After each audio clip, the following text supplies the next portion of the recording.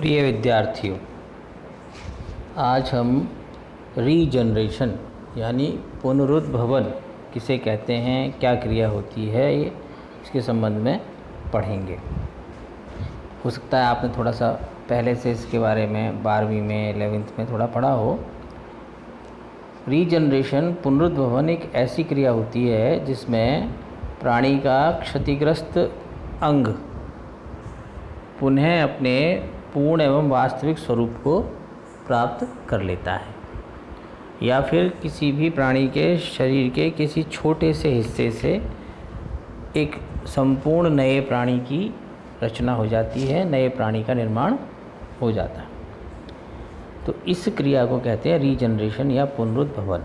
जैसे आपने अपने घरों में देखा होगा कि छिपकली जो सामान्य तौर से घरों में पाई जाती है, उसको कभी आपने भगाने की कोशिश की हो या किसी भी कारण से, किसी आघात से उसकी पूंछ टूट के सामान्य रूप से अलग से गिर जाती है, ऐसा देखा होगा। अब यदि आप उस छिपकली पर निगाह रखें लंबे समय तक, तो आप पाएंगे कि कुछ दिनों के बाद उसके शरीर में जो पूंछ उसके शरीर से अलग हुई थी, एक नई पूंछ का निर्माण हो जाता है। तो ये रीजनरेशन की क्रिया कहलाती है, पुनरुद्भवन की क्रिया कहलाती है। ये एक प्रकार से एक परिवर्तन संबंधी प्रक्रिया ही है जो कि एक पूर्ण विकसित सजीव के पश्चभ्रूणीय काल में पाई जाती है। पश्चभ्रूणीय काल क्या है? सामान्य तौर से फर्टिलाइजेशन के बाद, निषेचन के बाद जाइगोट का निर्माण होता है और उससे फिर धीरे धीरे करके एक प्राणी के संपूर्ण शरीर की रचना हो जाती है, एक संपूर्ण शरीर का निर्माण होता है। तो ये भ्रूणीय अवस्था होती है, यानी कि जन्म लेने से, निषेचन के बाद और जन्म लेने से पहले जो प्राणी के संपूर्ण शरीर की संरचना तैयार होती है, ये भ्रूणीय अवस्था कहलाती है। अब एक बार जन्म लेने के बाद उस प्राणी के शरीर में यदि कोई टूट फूट होती है और उस टूट फूट की रिपेयर, क्षतिग्रस्त अंगों का निर्माण या फिर किसी अंग विशेष या फिर उसके शरीर के किसी हिस्से विशेष से संपूर्ण प्राणी का निर्माण, ये पश्चभ्रूणीय अवस्था कहलाएगी या पश्चभ्रूणीय काल कहलाएगा। तो इस क्रिया में परिवर्तन संबंधी जितनी भी प्रमुख प्रावस्थाएं होती हैं, जैसे सेल डिवीजन है, मूवमेंट्स हैं, मॉर्फोजेनेटिक मूवमेंट्स है, संरचनात्मक विकास है, डेवलपमेंट है, वो सभी शामिल होती हैं। और जो एक ऑन्टोजेनिक डेवलपमेंट होता है, जिसे व्यक्तिवृत्तीय परिवर्तन कहते हैं, सामान्य तौर पर जैसे मैंने अभी आपको बताया था, किसी भी प्राणी की भ्रूणीय अवस्था होती है, उसके समान ही ये दिखाई देती है। लेकिन यह गौर से देखने पर ये पूरी तरह से उस प्रकार की क्रिया नहीं होती, इसमें कुछ भिन्नताएं पाई जाती हैं। और किस रूप में ये भिन्न होती हैं, उसको हम 2-3 ऐसे बिंदु हैं जिन पे हम देख सकते हैं कि इन बिंदुओं पर ये थोड़ी सी एम्ब्रियोनिक डेवलपमेंट से भिन्न क्रिया होती है। जैसे कि जो रीजनरेशन करने वाली कोशिकाएं होती हैं, रीजनरेशन करने वाली जो कोशिकाएं होती हैं, वो एम्ब्रियोनिक सेल्स जो होती हैं, भ्रूणीय कोशिकाएं जो होती हैं, उनकी भांति पूरी तरीके से बहुसक्षम, प्लूरीपोटेंट या बहुसक्षम नहीं होती हैं। यानी वो जो कोशिकाएं होती हैं, उन कोशिकाओं से अंग विशेष का निर्माण होता है, या फिर वो कोशिकाएं दूसरे प्रकार की जैसे होती हैं, उनमें वो एक कोशिका शरीर के किसी भी अंग का निर्माण कर सकती है, या कोई कोशिका ऐसी होती है शरीर का एक अंग विशेष का ही निर्माण कर सकती है और संपूर्ण निर्माण में सक्षम होती है, प्लूरीपोटेंट कोशिकाएँ कहलाती हैं। दूसरा जो अंतर है वो ये है वातावरण का अंतर, कार्यकी वातावरण का अंतर। जैसे भ्रूणीय विकास होता है तो या तो मादा के शरीर के अंदर होता है या फिर अंडे के अंदर होता है। मादा के शरीर के अंदर होता है, पूर्ण विकास होने के पश्चात जन्म होता है जो प्राणी का। तो उसका जो विकास, जो परिवर्तन जो शरीर के अंदर हो रहा है या अंडे के अंदर हो रहा है, उसकी तुलना जब हम करते हैं रीजनरेशन से, तो ये इसलिए भिन्न है कि अगर मान लीजिए एक प्राणी है जो पूर्ण विकसित है, जन्म ले चुका है, उसका विकास भी हो चुका है, और अचानक उसका कोई अंग क्षतिग्रस्त होता है या उसका शरीर से अलग हो जाता है और फिर उसका दोबारा से निर्माण होता है, तो ये अलग प्रकार के वातावरण में होने वाली क्रिया हो गई, जिसकी तुलना हम भ्रूणीय परिवर्तन से नहीं कर सकते। तो ये अंतर ये हुआ। तीसरा अंतर क्या है कि भ्रूणीय विकास के दौरान जो कोशिकाएं होती हैं, सामान्य कोशिकाएं, पहले वो विभेदित होती हैं और विभेदित होने के बाद से फिर वो अंगों का निर्माण करती हैं। यहाँ पहले से ही विभेदित कोशिकाएं हैं। वो विभेदित कोशिकाएं जिनसे अब क्षतिग्रस्त अंगों का पुनर्निर्माण किया जाना है, पहले वो निर्विभेदित की जाती हैं, डी डिफरेंशिएशन की क्रिया होती है। उसके बाद दोबारा से वो विभेदित होती हैं, रीडिफरेंशिएट होती हैं, तब जाके पुनरुद्भवन के दौरान, रीजनरेशन के दौरान संपूर्ण प्राणी या किसी अंग विशेष का निर्माण होता है। ऐसे कुछ विशेष अंतर हैं जो कि आप देखेंगे रीजनरेशन और एम्ब्रियोनिक डेवलपमेंट के अंदर पाए जाते हैं। सामान्य तौर पे सभी प्राणियों में जो पुनरुद्भवन की प्रक्रिया होती है, वो प्राकृतिक रूप से जो कोशिकाएं नष्ट होती रहती हैं समय समय पर, उन कोशिकाओं के स्थान पर नई कोशिकाओं का बनना, या टिश्यू यदि कहीं कहीं टिश्यू शरीर के क्षतिग्रस्त होते रहते हैं तो उन टिश्यूज़ का दोबारा सा निर्माण हो जाना, इतने तक सीमित रहती है सामान्य तौर पे। ये भी एक रीजनरेशन की क्रिया ही है। हमारे शरीर में भी हमारे जो शरीर की जो त्वचा है, त्वचा की जो कोशिकाएं हैं, वो कोशिकाएं लगातार नवीनीकृत होती रहती हैं, यानी कोशिकाएं पुरानी हो जाती हैं, मृत हो जाती हैं, शरीर उनको छोड़ देता है, नई कोशिकाएं उनका स्थान ले लेती हैं। इसके अलावा मान लीजिए कहीं से कुछ कट गया, छिल गया, छोटा मोटा घाव हो गया, तो उस घाव को जो है वो शरीर अपने आप भर लेता है, तो वो घाव भर जाता है, सामान्य हो जाती है संरचना। तो इतनी जो क्रियाएं होती हैं वो हमारे शरीर में भी देखने को मिलती हैं। ये भी एक रीजनरेशन का प्रकार है। लेकिन पूरा अंग यदि कट के हमारे शरीर से अलग हो जाए तो उसके स्थान पर नया अंग बन जाएगा, ऐसा नहीं होता। लेकिन बहुत सारे ऐसे प्राणी हैं जिनमें नए अंगों का निर्माण भी हो जाता है। अब जैसे अलग अलग प्राणियों में देखो तो उनमें पुनरुद्भवन की क्षमता अलग अलग पाई जाती है। हाइड्रा है, जैसे हाइड्रा के शरीर का एक छोटा सा खंड भी एक संपूर्ण नए हाइड्रा का निर्माण कर सकता है। या सैलेमेंडर है, उसका कटा हुआ जो पाद होता है वो उससे वो अपना संपूर्ण स्वरूप को प्राप्त कर सकता है, जबकि मनुष्य में ऐसा होना संभव नहीं है। और मनुष्य में जैसे मैंने आपको बताया है, टिश्यूज़ की रिपेयर हो सकती है, या फिर मान लीजिए छोटी मोटी कोशिकाओं का नवीनीकरण हो सकता है। तो ये हुआ एक सामान्य परिचय पुनरुद्भवन का। पुनरुद्भवन वैसे जो जिन प्राणियों में होता है उनमें भी सभी प्राणियों में इसकी क्षमता अलग अलग होती है। साथ ही एक प्राणी में भी निर्भर करता है कि उसकी आयु कितनी है, शरीर की स्थिति कैसी है, उसके ऊतक किस प्रकार के हैं, इन सब चीज़ों पर भी पुनरुद्भवन की क्रिया निर्भर करती है। पुनरुद्भवन को मुख्य रूप से हम 4 वर्गों में विभाजित कर सकते हैं। यानी ये कहें कि पुनरुद्भवन या रीजनरेशन 4 प्रकार का होता है। नंबर 1 मॉर्फोलैक्सिस और मॉर्फोलैक्टिक रीजनरेशन, दूसरा एपीमॉर्फोसिस और एफीमॉर्फिक रीजनरेशन, तीसरा सुपर रीजनरेशन और चौथा हेट्रोमॉर्फोसिस। अब मॉर्फोलैक्सिस और मॉर्फोलैक्टिक रीजनरेशन क्या होता है, इसको हिंदी में कहते हैं अंगांतरण। मॉर्फोलैक्सिस और मॉर्फोलैक्टिक रीजनरेशन, अंगांतरण।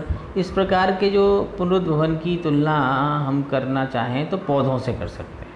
पौधों के अंदर जो वेजिटेटिव रिप्रोडक्शन होता है, कायिक जनन होता है, उससे इसकी तुलना कर सकते हैं, क्योंकि इसमें प्राणी के जो क्षतिग्रस्त भाग है, उस क्षतिग्रस्त भाग न केवल खुद पुनर्निर्मित हो जाते हैं, बल्कि इसके एक छोटे से खंड से संपूर्ण नए प्राणी के शरीर की रचना भी हो जाती है। जैसे मान लीजिए आप पेड़ों की कलम लगाते हैं, तो किसी पेड़ की कलम ली, छोटा सा हिस्सा लिया और कहीं दूसरी जगह रोपित करके धीरे धीरे करके वो खाद पानी दीजिए, आप उसको पूरा संपूर्ण नया पेड़ उग जाएगा। तो ये किसी भी प्राणी के शरीर से के छोटे से हिस्से से संपूर्ण नवीन प्राणी की रचना हो जाना, या फिर उसका क्षतिग्रस्त अंग पूरा पुनर्निर्मित हो जाना, है ना। तो ये जो है अंगांतरण कहलाता है। और ये जो पुनरुद्भवन है ये लोअर जो फाइला हैं, निम्न संघ हैं, उनके प्राणियों में देखने को मिलता है। एक कोशिकीय प्राणियों में भी इस प्रकार की हमें क्रिया देखने को मिलती है। जो स्पंजेस हैं पॉरीफेरा संघ के, उनमें या अपने सिलेंट्रेटा संघ के प्राणियों में, इनमें काफ़ी देखने को मिलता है। प्लेनेरिया का उदाहरण दिया जाता है बहुत ज़्यादा। जैसे मान लीजिए ये मैं आपको एक स्लाइड दिखा रहा हूँ, इसमें आप देख सकते हैं कि प्लेनेरिया है, उसका शरीर दो भागों में किसी कारण से टूट गया, विभक्त हो गया। तो हेड वाला जो रीजन है, सिर वाला रीजन है, उससे भी एक नवीन प्राणी की रचना बन गई, और टेल वाला रीजन है उससे भी एक नवीन प्राणी की रचना हो गई। ऐसे ही हाइड्रा किसी कारण दो भागों में विभक्त हो गया, तो दोनों जो भाग थे उन्होंने एक नए हाइड्रा का निर्माण कर दिया।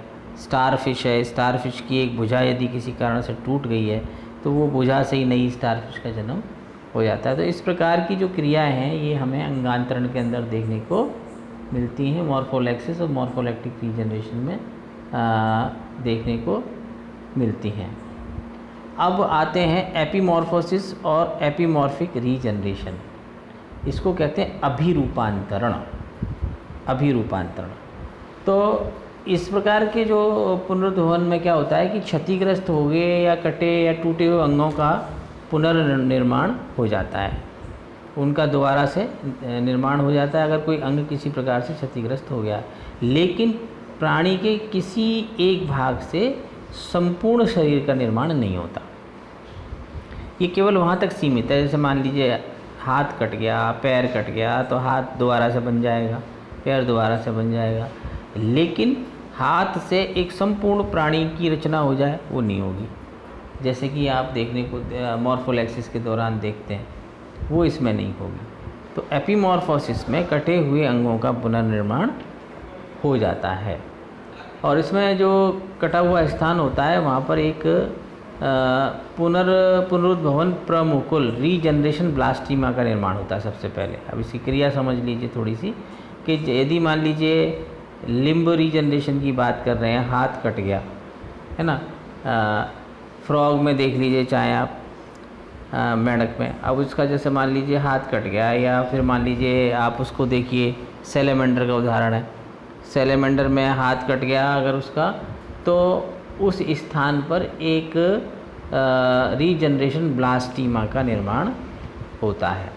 ये जो मैं आपको एक स्लाइड दिखा रहा हूँ, इस स्लाइड में आप देख सकते हैं कि जैसे मान लीजिए ये हाँ, ये बीचों बीच में एक आपको लिम्ब दिखाई दे रहा है। इस लिम्ब का एम्पुटेशन हो गया। एम्पुटेशन का मतलब है कि ये जो पाद है, ये पाद जो है बीच में से कट गया। जैसे आप देख रहे हो, तो जो हिस्सा लाइट दिखाई दे रहा है वो हिस्सा कट के अलग हो गया, बीच में से आपको कटा हुआ दिखाई दे रहा होगा। डे 0 यानी किसी पहले दिन, ये पहले दिन की अवस्था कि हाथ कट गया साहब, है ना। अब इसमें क्या होना होगा कि मॉर्फेज इन्फिल्ट्रेशन और वुंड क्लोजर, यानी सबसे पहले क्या होना शुरू होगा इसमें कि इसमें जो घाव बन गया है वो घाव भरना शुरू होगा, घाव बंद होना शुरू होगा। तो वहाँ पर जो कोशिकाएं हैं वो सक्रिय होकर और उस घाव को बंद करना शुरू करेंगी, और बंद करने के साथ ही उन कोशिकाओं का डी डिफरेंशिएशन शुरू हो जाएगा। डी डिफरेंशिएशन प्रारंभ हो जाएगा, और डी डिफरेंशिएशन के साथ ही एक प्री ब्लास्टीमा बनना प्रारंभ हो जाएगा। तो ये अभी क्रिया मैं आपको थोड़ा सा और आगे विस्तार से बताऊंगा। अभी केवल इसमें अंतर क्या है इसे समझ लीजिए। जैसे कि रीजनरेशन ब्लास्टीमा का निर्माण हुआ, तो वही जो ब्लास्टीमा जो बन गया रीजनरेशन ब्लास्टीमा, उसी से पूर्ण अंग का निर्माण हो जाता है। तो इस प्रकार का जो पुनरुद्भवन है वो स्तनधारी प्राणियों में देखने को नहीं मिलता। ये उच्चतर जंतु में तो पाया जाता है, लेकिन इसकी क्षमता सभी वर्ग के प्राणियों में नहीं होती।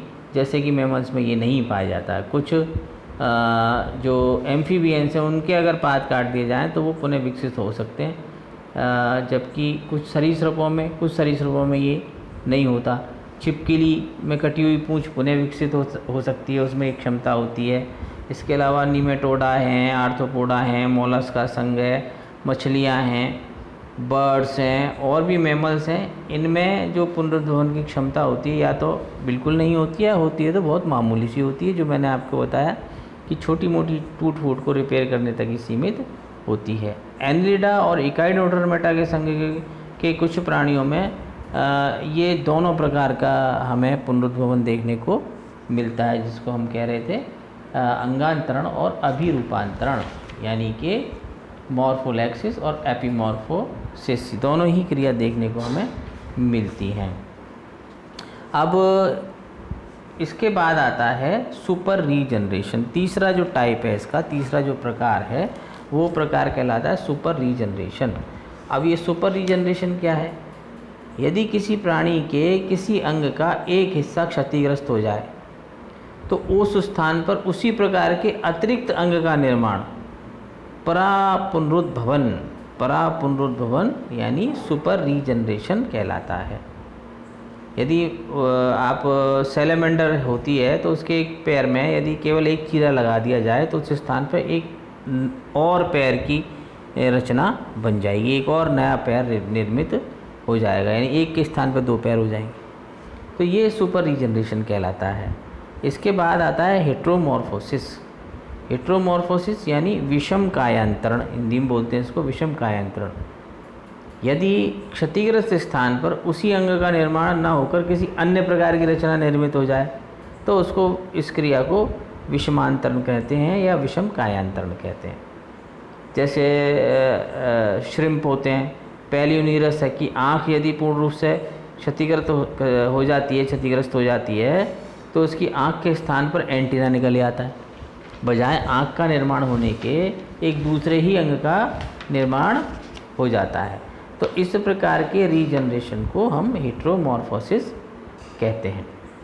तो इस प्रकार से हम रीजनरेशन को 4 भागों में विभक्त कर सकते हैं। कौन कौन से 4 भाग हुए? मॉर्फोलैक्सिस, एपीमॉर्फोसिस, सुपर रीजनरेशन और हेट्रोमॉर्फोसिस। अब आते हैं मैकेनिज्म ऑफ रीजनरेशन पर, यानी पुनरुद्भवन की जो क्रियाविधि है वो क्रियाविधि किस प्रकार की होती है। तो अभी मैंने थोड़ा सा आपको ब्लास्टिमा के बारे में अभी एक चित्र दिखाया था, बताया था, फिर आपको थोड़ा सा दोबारा से उसको दिखाऊंगा। इसमें क्या होता है कि ये जो पुनरुद्भवन है बेसिकली एक बहुत टिपिकल ऊतकीय परिवर्तन प्रक्रिया है जिसको हम 4 भागों में बांट सकते हैं। पहला भाग तो कहलाता है प्री ब्लास्टिमा स्टेज, दूसरा है ब्लास्टिमा फॉर्मेशन फेज़, तीसरा है डी डिफरेंशिएशन फेज़ और चौथा है री डिफरेंशिएशन फेज़। तो पहली जो अवस्था है प्री ब्लास्टिमा स्टेज, इसमें क्या होता है कि कटे हुए अंग के स्थान पर जो घाव हो जाता है उसको भरने की जो प्रावस्था है वो ये पहली वाली है, प्री ब्लास्टिमा स्टेज। इसमें जो अंग कट गया उसके फलस्वरूप अंदर स्थित जो कोशिकाएं हैं और ऊतक हैं वो बाहर की तरफ आने लग जाते हैं, सतही हो जाते हैं, अंदर से बाहर की तरफ आते हैं। और जो मृत कोशिकाएं हैं और उन मृत कोशिकाओं से इस घाव को ढक दिया जाता है। उसकी जो कट गया तो उस जगह कोशिकाएं मृत होती हैं, डेड हो जाती हैं, उस घाव से उसको ढक दिया जाता है। और जो क्षतिग्रस्त रक्त वाहिनियों से निकला हुआ जो रक्त होता है वो कोएगुलेट हो जाता है, उसमें स्कंदन हो जाता है और वो भी इस घाव के ऊपर एक आवरण का कार्य करता है। तो वो भी एक प्रकार से सूख के इसके एक आवरण को बना देता है। फिर जो त्वचा की उपकला है, त्वचीय उपकला, जो स्किन एपिथेलियम बोलते हैं जिसको, वो घाव की जो संपूर्ण जो खुली सतह होती है उस पर रक्त का जो थक्का बन गया उसके नीचे फैल जाती है। ये जो प्रसारण होता है ये उपकलीय कोशिकाओं के अमीबॉइड मूवमेंट के कारण से होता है, ना कि इसमें कोई किसी प्रकार का कोशिकाओं में विभाजन नहीं होता, समसूत्री विभाजन जैसे होता है और उसके बाद कोशिकाओं की संख्या बढ़ती हुई चली जाती है, ऐसा नहीं होता। बस कोशिकाएं मूवमेंट करके एक प्रकार से उस घाव को ढक लेती है। यानी क्या क्या घटनाएं हुई इसमें? एक तो क्या हुआ कि वो जो अंदर की तरफ जो कोशिकाएं, घाव के अंदर की कोशिकाएं मूवमेंट करके बाहर की तरफ आईं और बाहर आने के साथ साथ जो मृत कोशिकाएं थी वो भी एक आवरण की तरह घाव को ढक लेती हैं। और इसके साथ ही जो रक्त आदि निकलता है वो भी इसको एक कवरिंग प्रोवाइड करता है, और उसके नीचे जो इसकी स्किन की जो एपिथेलियम होती है धीरे धीरे करके उसको कवर कर लेती है घाव को। तो ये जो पहली स्थिति बनी, इस स्थिति को कहते हैं प्री ब्लास्टिमा स्टेज, प्रमुकुल पूर्णावस्था, प्री ब्लास्टिमा स्टेज ये कहलाती है।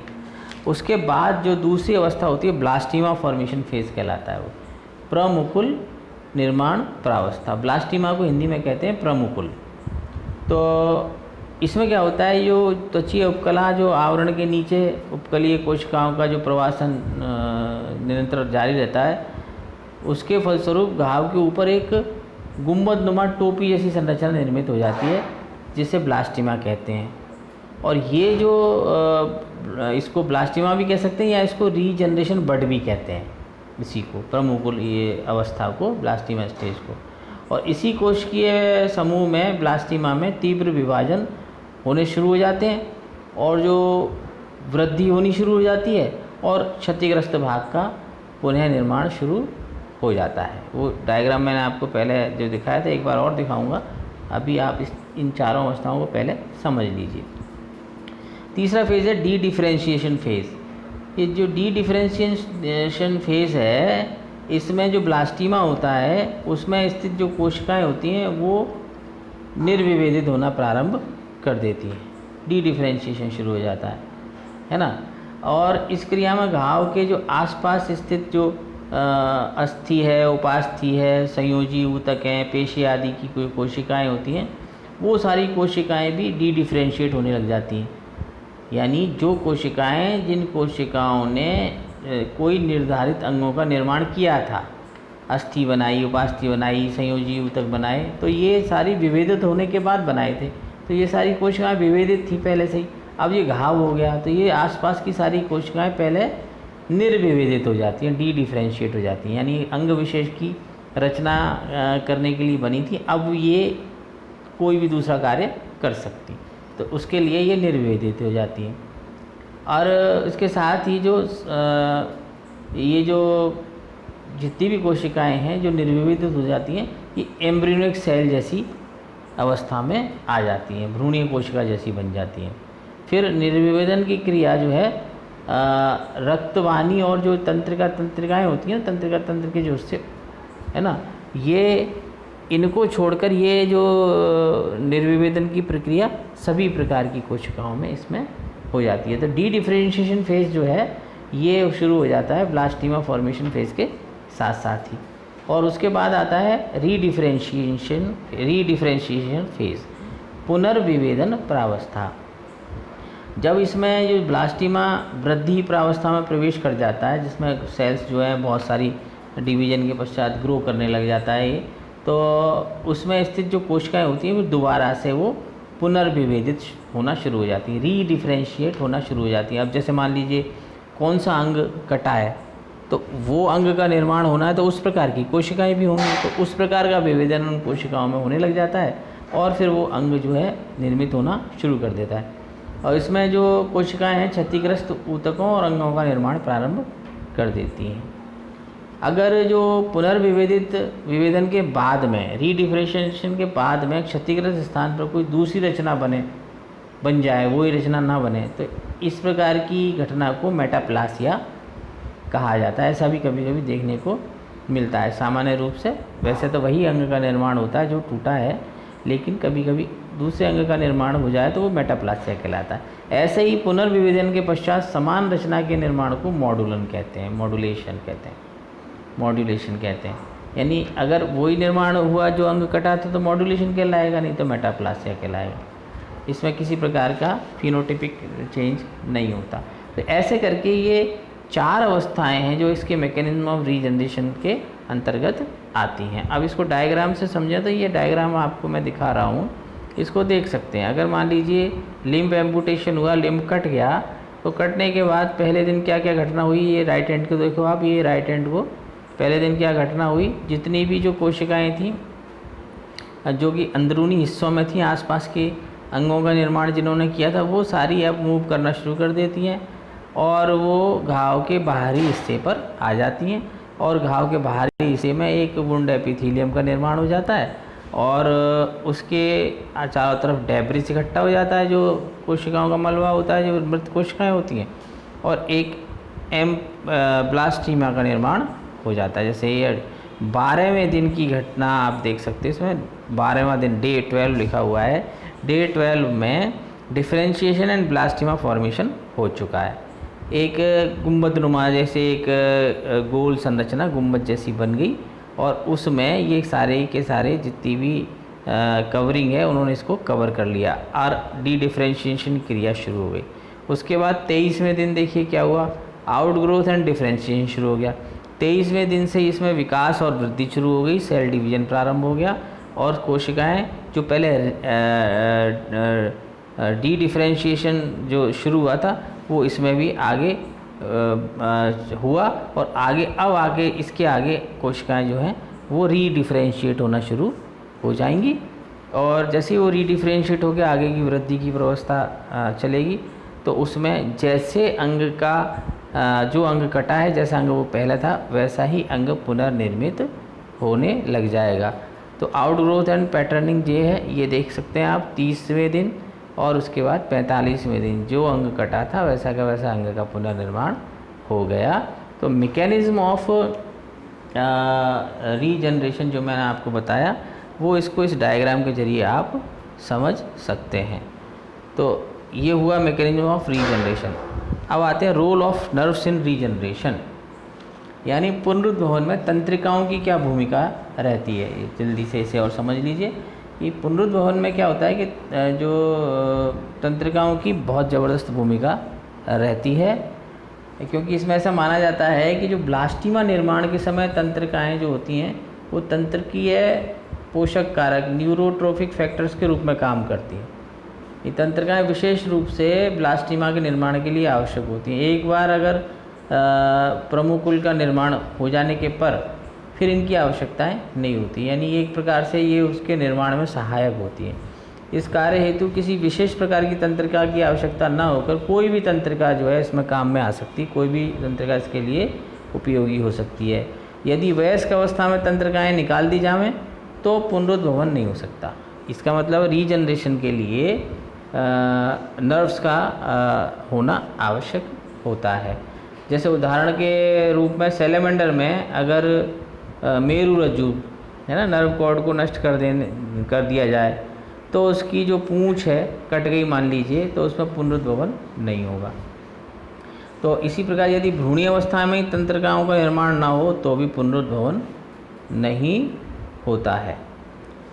अब आते हैं फैक्टर्स अफेक्टिंग रीजनरेशन। पुनरुद्भवन को प्रभावित करने वाले कारक कौन कौन से हैं।